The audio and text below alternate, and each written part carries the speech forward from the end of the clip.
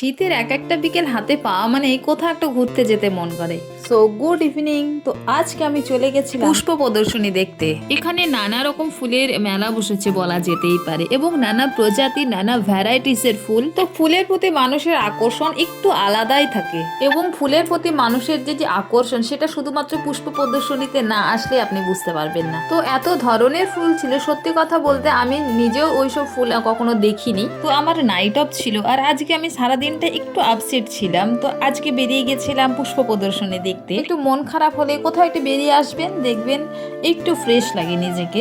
আর এখানে গোলাপের অনেক ভ্যারাইটিস এর ফুল ছিল, আর গোলাপ তো প্রত্যেক দিনের জন্য স্পেশাল। তো আপনি চাইলেই দিন শেষে আপনার প্রিয়জনকে একটা গোলাপ উপহার দিতেই পারেন। তবে সরি, এখানের গোলাপে হাত দেওয়া যাবে না, দিলেই ফাইন দিতে হবে। তো এই যে ইনি হচ্ছেন আমার সমস্ত পরিস্থিতির ভাগিদার, ভালো হোক বা খারাপের। আর পুষ্প প্রদর্শনীর পাশাপাশি সাংস্কৃতিক অনুষ্ঠানও ছিল।